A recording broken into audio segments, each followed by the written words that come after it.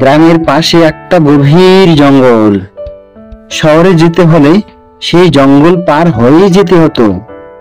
একদিন এক আবুল নামের পথিক শহরে যাচ্ছিল জরুরি কাজে।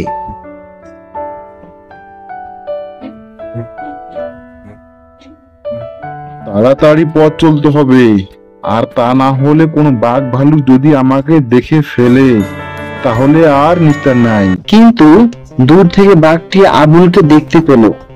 বাঘটার বয়স হওয়ার কারণে সে দৌড়ে আবুলকে ধরতে গেল না। ক্ষুধা লেগেছে, লোকটাকে ধরতে হবে খাওয়ার জন্য, কিন্তু কি করা যায়? ওহো, আমার কাছে তো একটা সোনার চুড়ি আছে, দেখি এই লোকটার ঘাড় মটকানো যায় কিনা। বাঘ চুরিটা অনেক বছর আগে একটা লোককে মেরে পেয়েছিল। আবুলের আসার অপেক্ষায় বাঘ ওইখানে দাঁড়িয়ে থাকলো আর মনে মনে দুষ্ট বুদ্ধি করতে লাগলো। এই যে ভাই, শুনছো? এদিকে আসো, কথা শুনে যাও।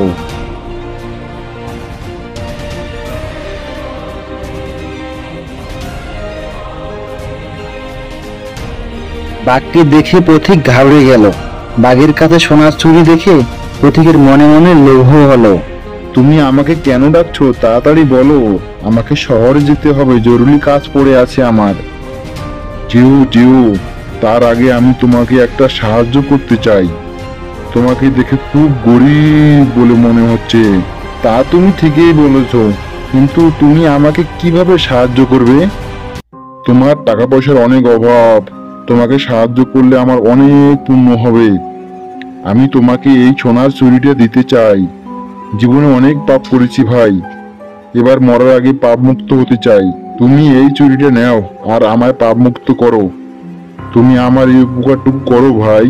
না, আমার এই সব চাই না, তুমি আমাকে যেতে দাও, অন্য কাউকে এটা দিও। আমার না অনেক বয়স হয়েছে, আগের মতো এখন আর খেতে পারি না। জানি না, না খেতে পেয়ে কখন না আমি মরে যাই। এই চুরিটা তুমি নিলে আমার অনেক পুণ্য হবে। কিন্তু তোমার এই চুরি নিয়ে আমার কি লাভ? তুমি চুরিটা দিয়ে আমায় ফাঁসাইতে চাচ্ছ না তো? না ভাই, এমনটা ভেবো না। তোমার চুরিটা দিয়ে আমি পাপমুক্ত হতে চাই আর তোমার উপকার করতে চাই। তোমার উপকার করলে আমার পুণ্য হবে। এসব কথা ছাড়ো, তুমি মানুষ খাও, তোমার কাছে গেলে তুমি আমার ঘাড় মটকাবে। তোমার উপর আমি কিভাবে ভরসা পাবো বলো? আমাকে তুমি বিশ্বাস করো, আমি তোমাকে এত শাস্তাম না, কিন্তু আমাকে এক মনি বলেছিল কোনো পথিককে সাহায্য করলে আমার পাপ মুক্তি হবে। তাই পাপ দূর করার জন্য তো আমি তোমার কাছে একটু সাহায্য চাচ্ছি। বাঘের কথা শুনে আবুলের মনে ভয় লাগলো, কিন্তু তার মনে একটু লোভ হলো। আরে ভাই, তুমি তো বলছো, কিন্তু তোমার উপর আমার বিশ্বাস হচ্ছে না। তুমি আমায় যেতে দাও, আমার দেরি হয়ে যাচ্ছে।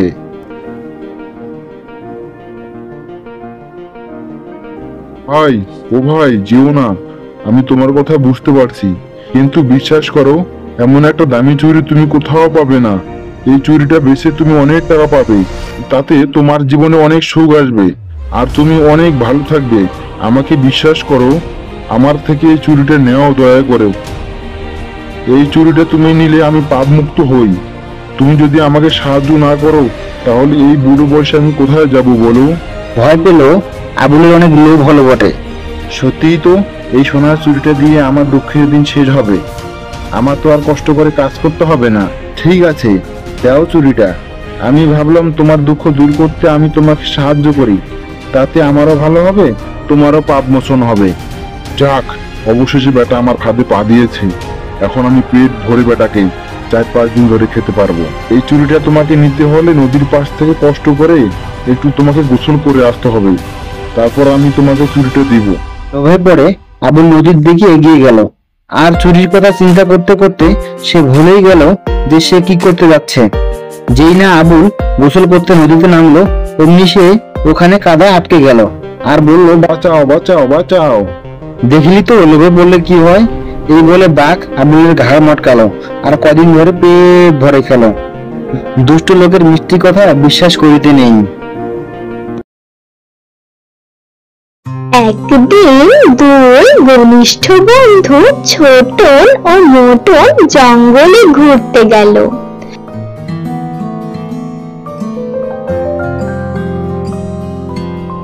দুজনেই হাসি খুশি মন নিয়ে গহীন বনের পথ ধরে হাঁটছিল।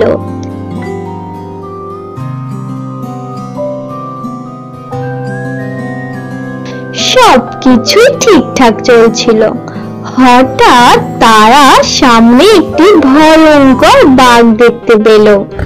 বাঘটি গর্জন করতে করতে তাদের দিকে এগিয়ে আসছিল। ভয় পেয়ে তারা বুঝতে পারলো এখন যদি দৌড় দেয় তবে বাঘটা বিপদে পড়বে। তাই তারা চুপচাপ দাঁড়িয়ে থাকলো। ছোটন ছিল অনেকটা চালাক। সে গাছে উঠতে জানতো। ভয় পেয়ে সে এক মুহূর্ত দেরি না করে একাই একটি গাছে উঠে গেল। কিন্তু মদন গাছে উঠতে পারতো না। সে ভীত হয়ে নিচে দাঁড়িয়ে রইল, একা অসহায়ের মতো। গাছের উপরে বসে ছোটন বন্ধুর দিকে তাকিয়ে রইল, কিন্তু কোনো সাহায্যের কথা বলল না। এতে মদন খুব কষ্ট পেল। সে ভাবলো, আজ বুঝি আমার জীবনের শেষ দিন। তখনই তার মনে পড়লো জঙ্গলে মাংসাশী প্রাণীরা সাধারণত মরা প্রাণী খায় না। এই ভাবনা থেকে সে নিজে মাটিতে শুয়ে পড়ল আর নিঃশ্বাস বন্ধ করে রইল, যেন সে মৃত। বাঘটি কাছে এসে মদনের শরীরে চারপাশে ঘুরে ঘুরে দেখে, কিন্তু কোনো নড়াচড়া না পেয়ে তাকে মৃত ভেবে চলে গেল।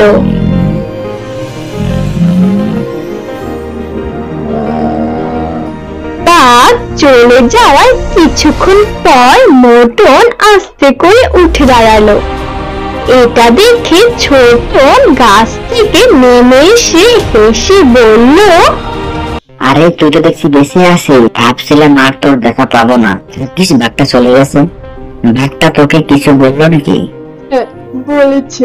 বলেছে এমন বন্ধুর কাছ থেকে সাবধান থাকতে, যে বিপদের সময় পাশে না থেকে নিজের প্রাণ নিয়ে পালিয়ে যায়। মানে তুই আমাকে বলছিস? আমি তো ভয়ে উঠছিলাম গাছে। আমি জানতাম না তুই গাছে উঠতে পারবি না। ভয় সবারই লাগে ছোটন, কিন্তু বন্ধু তো হয় সেই যে ভয় পেয়েও বন্ধুর পাশে থাকে। তুই তো একবারও পিছনে ফিরে তাকাসনি। আমি ভুল করছি বন্ধু, আমাকে ক্ষমা করে দে। ও স্বীকার করেছিস, সেটা ভালো।